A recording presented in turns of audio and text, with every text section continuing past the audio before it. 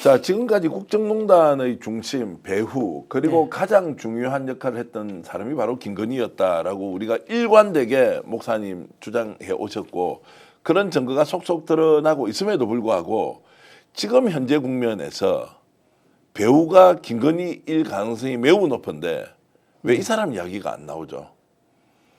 윤석열 탄핵과 검찰 수사와 관련된 것은 필연적으로 갈 것이라고 예상하는데 김건희 얘기가 사라져버렸다. 이거 지금 제가 판단 잘못하는 겁니까? 판단 잘하신 거고요. 예.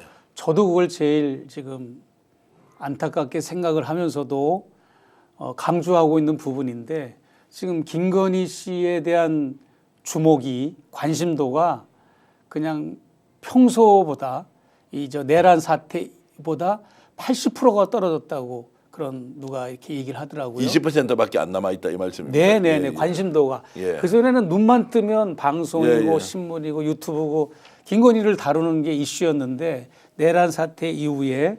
그러나 이제 이게 사각지대라는 거죠. 사각지대라고 하는 게 뭡니까?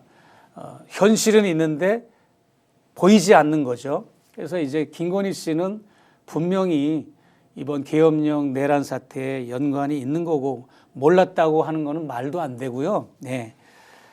지금 사실적으로 보면 가택연금 상태나 마찬가지 아니겠습니까? 김건희 씨는. 네. 관저에서 지금 두문분출하고 있는 상황에 이런 일이 있었습니다. 지난 18일 날인가요? 이제 압수수색이 아니라 이제 체포영장 하고 집행될 때, 집행되고 이럴 무렵에 이제 여당 의원들도 좀 거기 방문하고 그랬는데, 용산의 대통령실 직원이 여사를 본 사람이 있어요. 보니까 뭐 너무나 초췌하고 깡마르고, 또 여당 의원은 흰머리가 생겼다고 그러고 뭐 그런 표현들을 했잖아요. 이게 다양한 인물들의 얘기가 종합된 겁니다. 네. 목격자들의.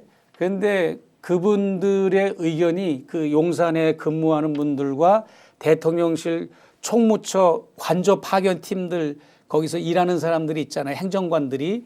그 사람들의 의견이 여사님이 지금 빨리 입원을 해야 될 상황이다. 입원을 해야 되는데, 또 거기에 대해서 또 언론과 민심이 여러 가지 오해와 억측을 낳을 것 같아서 입원을 못하고 계시다라고 하는 전언을 제가 들었어요. 네. 그렇기 때문에 그래서 그랬는지 지난번에 어느 모 유튜브 열린공간 TV가 이제 국군 서울지구 병원에 윤석열 씨가 이제 3차 변론 마치고 건강검진하러 갔다. 건강검진하러 가서 3시간 동안 있다가 나왔는데, 그때 이제 그 유튜브 측에서 취재한 내용이 몰래카메라를 가지고 그 안에 이제 본관과 별관이 있잖아요. 그 별관을 대통령실 경호처 유니폼을 입고 대통령실 경호처라고 하는 그 이니셜이 새겨진, 이니셜과 정식 풀 명칭이 새겨진 유니폼을 입고 지키는 것을 찍어 왔거든요. 그래서 방송도 했어요. 그리고 거기를 반경 6마일, 이거는 제가 취재한 겁니다. 반경 6마일 비행금지 구역으로 설정을 해놨어요. 그것은 뭐냐면, 무언가 누군가, 이제 대통령은 분명히 의왕시 서울구치소에 이제 거기에 있는데, 거기를 왜 이렇게 비행금지 구역으로 해놓고 경호원들이 왜 거기를 철통같이 지키고 있을까라고 했을 때, 이제 누군가가 이렇게 제보를 했답니다. 그 해당되는 유튜버 측에 김건희 여사가 병원에 입원했다라고 하는 그런 제보를 받아서 그 이제 탐사 취재를 했던 거라고 얘기를 하더만요. 그래서 이제 뭐 입원을 하게 되면 뭐 입원을 하는 게 나쁜 건 아니지 않습니까? 뭐 대통령과 대통령의 가족을 위해서 만든 게 국군 서울지구 병원이거든요. 그 옆에 청와대가 있잖아요. 그래서 옛날에 이 대통령실을 옮기기 전까지는 청와대에 있는 대통령 전용 병원이 국군 서울지구 병원이니까 뭐 아프면 입원할 수 있는 건데, 그거를 이제 너무 언론을 의식해가지고 쉬쉬쉬하고 그걸 비공식화하니까 억측들이 나오는 건데, 그러다 보니까 이제 윤석열 대통령과 김건희 이 여사 두 사람이 서로 조우할 시간도 없고 면회할 시간이 없으니까 나온 추론이 뭐냐면 윤석열 대통령의 눈 치료하고 어디 치료한다는 명목으로 거기 3시간 동안 체류할 때 김건희 씨도 같이 서로 만났을 것이다라고 하는 합리적 의혹이 나왔던 거죠. 네. 자, 그 부분은 이제 사실 확인이 좀 필요하다는 느낌은 듭니다. 그렇습니다. 아주 어쨌든 합리적 그런 이제 의혹이라고 그랬잖아요. 예, 네, 예. 의혹 제기가 있는 거고. 네. 김건희 여사 건강 문제도 김건희 건강 문제도 또 사실 확인이 좀 더 필요한 내용이라는 이제 생각은 들고 어찌 됐든 지금 현재 김건희는 네. 사실상 가택연금 상태에 있다라고 보십니까? 아니면 지금도 나름의 계획을 가지고 뭔가 오더를 내리고 있다. 그러니까 이제 가택연금 상태라고 하는 거는 그냥 그 상황을 리얼하게 묘사한 거지 뭐 실제로 뭐 가택연금이 돼 있겠습니까? 그러나 그럼에도 불구하고 김건희 씨는 지금도 이제 이 사건에서 자기의 증거를 인멸하거나 자기의 어떤 혐의를 벗어나기 위한 여러 가지 일들을 업무를 보고 있다. 네. 전화를 돌린다든지 뭐 예. 비아폰 쓴다고 이미 확인된 거 아닙니까? 네. 비아폰을 쓰든 개인 폰을 쓰든 자기의 통신 수단을 이용해 가지고 지금도 많은 업무를 보고 있을 것이라고 저는 보고 있고요.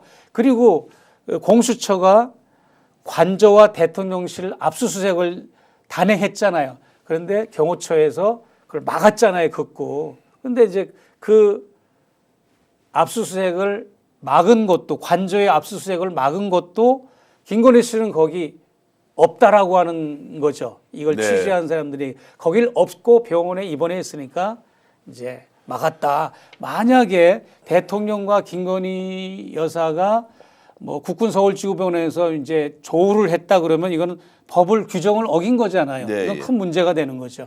그러니까 아마 이제 비공식적으로 하는 것 같은데 이것은 아무래도 합리적 의혹이고 하니까 더 취재가 필요할 것 같습니다. 자, 김건희의 거취와 행방에 대해서는 이제 저희들도 좀 오늘 말씀을 들었으니까 적극적으로 취재를 해서 어떻게 지금 현재 지내고 있는지를 일단 파악을 해보기로 하고요. 자, 그러면 윤석열 탄핵과 내란 사건 수사 이후에 김건희 수사도 직행할 것으로 보십니까? 아니면 이게 인터벌이 좀 더 생길 것 같습니까? 어떻습니까? 김건희에 대한 사법 처리 문제 어떻게 될 것으로? 김건희 씨에 대한 사법 처리 문제는 바로 연이어서 바로 시행되지 않으면 네. 이거는 힘들어져요. 예. 그렇기 때문에 이거는 그냥 연속성을 가지고 윤석열 이 헌재 탄핵이나 검찰 수사와 병행해서 이것은 특검이 됐든 이거는 계속 바로 액션에 들어가야 된다고 보아집니다. 잠시 사각지대에서 우리 눈에 조금 벗어나 있을 뿐이지 실제로 김건희 수사도 불가피할 것이고 속도감 있게 갈 것이다. 그리고 검찰에서 이제 윤석열에 대한 수사를 진행하면은 명태균 게이트가 반드시 거기에 이제 등장할 것이고 김건희의 수사도 속도를 낼 것이다. 이렇게 이제 전망해 보겠습니다. 네네. 이미 명태균 사건에서 드러난 것만 해도 예. 또 이제 그 지방선거, 재보궐선거 관여한 부분, 또 총선에서 관여하는 부분, 뭐 다양한 이런 혐의들도 있고 여러 가지 이제 그런 것들도 이제 규명이 돼야 될 부분이고요. 자, 명절에 이제 인터뷰 이렇게 하면서 네. 자, 일련의 상황들 가장 많이 보시고 또 현장에서 주도해 주셨는데 지금 윤석열 정권이 이렇게 무너져 가는 과정을 보면서 네. 우리 국민들이 느끼고 있는 것 또 우리가 정치를 바라보는 관점은 어떻게 해야 하는지 좀 목사님의 견해를 좀 듣고 싶습니다. 근데 이제 꽃이 아름답게 피었는데 갑자기 강풍이 불으면서 이 꽃이 막 쓰러지고 막 꺾여지고 이런 모습 같아요. 제가 볼 때는 그동안 우리 많은 우리 국민들이 민주주의를 위해서 산업화를 위해서 많은 수고를 그동안 해왔는데 이런 갑자기 윤석열 정권이 이런 파행을 거듭하고 이런 나라를 파탄을 내는 걸 통해서 우리 국민들이 많은 거를 이제 깨달았다고 저는 이제 생각을 합니다. 한 사람의 대통령 지도자를 잘못 뽑아서 그것을 바로잡으려면 이토록 많은 시간과 에너지와 정력과 국민들의 이 피와 땀이 쏟아지는구나라고 하는 것을 국민들이 깨달으셨겠죠.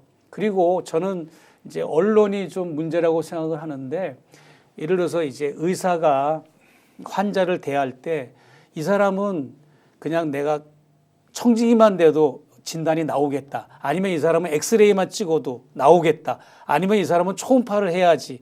아니면 CT 촬영까지는 해야 된다. 여러 가지 그 의사의 그런 뭐 자기의 진단이 있지 않습니까? 그러면 이 윤석열의 이 내란 사태와 계엄령 사태를 보면서 우리 언론과 시민단체 그리고 깨어있는 국민들이라면 정말 이 무엇 때문에 왜 이 사태가 벌어졌는지는 이제 파악이 돼야 되는데, 아직도 이 사태가 왜 발생을 했으며 누구에 의해서 주도가 됐고 또 어떤 목적에 의해서 이 내란 사태가 발생했는지 아직도 감을 못 잡는 분들이 또 많으신 것 같아요. 그래서 그 부분들은 우리가 더 풀어야 될 숙제라고 저는 생각을 합니다.